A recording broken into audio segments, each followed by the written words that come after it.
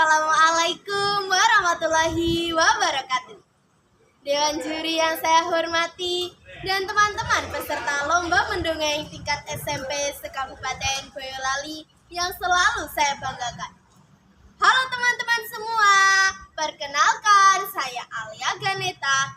Pada mendongeng kali ini saya akan membawakan dongeng dari cerita fiksi yang berjudul Putri Kelana dan Pangeran Kembara yang relevan dengan tema keberanian yang bijaksana, bukan nekat. Dewan juri yang saya hormati dan teman-teman semuanya, ada petuah Jawa yang mengatakan, yen wani ojo wedi-wedi, yen wedi ojo wani-wani. Petuah ini mempunyai arti, jika berani, jangan takut-takut. Jika takut, jangan berani-berani. Filosofi ini mengajarkan tentang totalitas, ketegasan, dan komitmen dalam berperilaku. Sikap ini tercermin dalam tokoh Pangeran Kembara dan Putri Kelana yang akan saya sampaikan. Diceritakan konon ketika Kanjeng Putri Kelana dan Pangeran Kembara lahir, langit bergemuruh kencang. Lalu turunlah badai terderas sepanjang tahun itu. Putri Kelana lahir 5 menit setelah Pangeran Kembara muncul. Sehingga tabib istana dan bidan yang mendampingi proses persalinan tersebut menyatakan bahwa Putri Kelana adalah sang kakak. Karena ia membantu adiknya lahir terlebih dahulu. Kata para penasihat raja dari Keraton Mangunkarta, hujan deras bisa diartikan sebagai berkah atas kelahiran putra dan putri sang Baginda Raja. Oleh karena itu, pada hari sepasaran mereka berdua, Raja mengadakan kenduri yang sangat meriah dan dihadiri oleh seluruh penduduk sebagai bentuk syukur. Pada saat usia mereka 7 tahun, Koki Keraton memergoki Pangeran Kembara, diam-diam menyelinap ke dapur dan mencicipi semua bumbu di dalam cawan. Di pipinya ada bercak kemerahan seperti bubuk cabai. Di ujung jarinya kekuningan dan di dahinya menempel daun kemangi yang kering. Koki pun menghadap sang raja dan melaporkan semua yang terjadi hari itu. Mohon ampun Baginda, Hamba khawatir karena Pangeran Kembara sering melakukan aktivitas seperti apa yang kami lakukan. Hamba khawatir terjadi apa-apa Baginda. Alih-alih murka, sang raja justru memanggil juru bangunan terbaik di kerajaan ini. Tolong buatkan saya dapur di samping dapur utama untuk arena bermain sang pangeran beserta perlengkapannya. Pangeran Kembara pun sangat antusias karena memiliki dapur miliknya sendiri. Ia menghabiskan waktu untuk bereksperimen dengan bahan-bahan yang tersedia di taman keraton.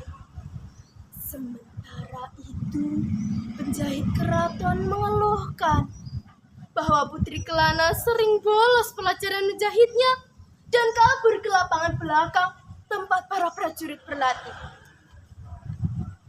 Paman, tolong buatkan saya busur dan anak panah seukuran tubuh saya yang mungil ini agar saya bisa ikut latihan, kata Putri Kelana kepada seorang prajurit. Dengan sangat mengejutkan, anak panah selalu tepat mengenai sasaran. Raja yang mendengar hal tersebut menyatakan, mulai hari ini Putri Kelana saya izinkan untuk berlatih bersama prajurit yang lain. Seketika penasihat raja, menteri, dan kepala pasukan terkejut mendengar keputusan tersebut. Putri Kelana hanyalah anak perempuan berusia 7 tahun, kata penasihat raja. Saya takut Kanjeng Putri terluka dalam latihan yang keras, tambah Panglima dengan nada khawatir. Namun, raja pun menepis semua pernyataan tersebut dan mengatakan, Putri Kelana akan baik-baik saja. Mungkin di dalam darahnya mengalir jiwa seseorang pahlawan seperti mendiang raja terdahulu. Maka latihlah ia seperti kalian melatih prajurit yang lain. Dan biarkan ia melakukan hal yang disukainya. Saat usia mereka beranjak dewasa, Putri Kelana menempati posisi paling atas dalam ujian prajuritnya. Sehingga ia diberi gelar kehormatan sebagai prajurit terbaik. Sedangkan Pangeran Kembara yang menyukai dapur kecil barunya, ia menyajikan berbagai menu kreasi. Dan ia memiliki anak didik untuk mengikuti jejaknya. Saya sangat bangga dengan prestasi kedua anak saya. Dan saya hendak mengadakan pesta hari jadi Putri Kelana dan Pangeran Kembara yang ke-16. Saya akan mengundang Raja, Ratu, dan Pangeran untuk menghadiri acara tersebut. Seminggu sebelum acara tersebut, para tamu berdatangan dengan buah tangan sebagai hadiah. Raja pun juga mengadakan berbagai pertandingan seperti sepak bola, memanah, dan juga memasak. Dan pada saat malam perjamuan, Raja Mahmud dari kerajaan seberang datang. Ia mempertanyakan bagaimana cara mendidik pangeran dan putrinya sambil mencibir. Di kerajaan anak saya, anak-anak perempuan berdandan cantik dan mereka pandai memasak di dapur.